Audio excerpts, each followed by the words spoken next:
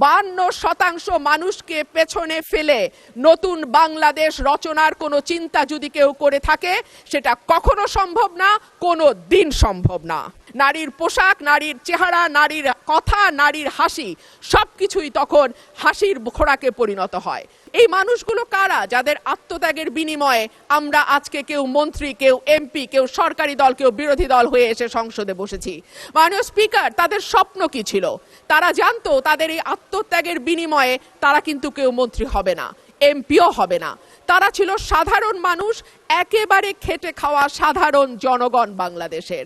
তারা একটা স্বপ্ন দেখেছিল, একটা নতুন বাংলাদেশ তৈরির স্বপ্ন, একটা নতুন রাজনীতি নির্মাণের স্বপ্ন, একটা নতুন চিন্তার জন্ম দেওয়ার স্বপ্ন, এবং সর্বোপরি সকলের জন্য যেই ভীষণ রকম বৈষম্য আমরা দেখেছি গত কয়েক বছর, সেখান থেকে মুক্ত হয়ে সকলকে নিয়ে, সকলকে একসাথে করে একটা বাংলাদেশের স্বপ্ন।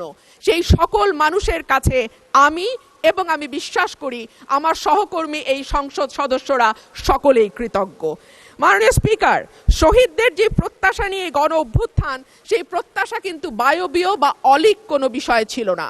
এখনো যদি আমরা দেয়ালে দেয়ালে তাকাই, আমরা দেখব তারা তাদের স্বপ্নের কথা দেয়ালে লিখে গেছে। উই ওয়ান্ট জাস্টিস, কিংবা দেশটা কারো বাপের না, তুমি কে আমি কে, বিকল্প বিকল্প।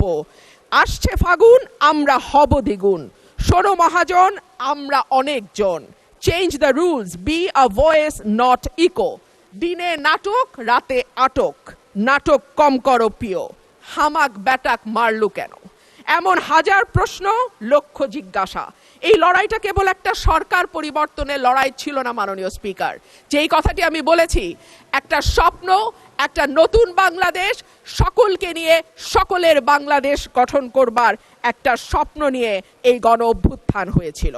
মাননীয় স্পিকার, আমরা স্বপ্ন দেখেছিলাম ধর্ম, বর্ণ, জাতিগোষ্ঠী বা লৈঙ্গিক পরিচয়ের ভিত্তিতে কাউকে অপর বা আদার করে দেয়া হবে না।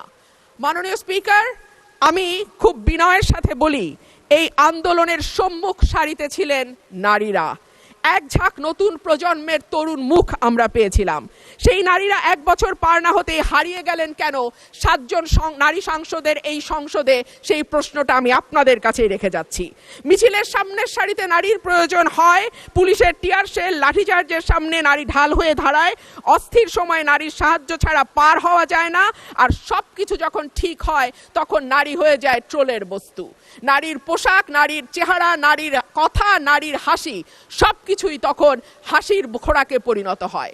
মাননীয় স্পিকার, আমি আপনার মাধ্যমে আজকে সংসদে আরেকটি কথা বলে যাই।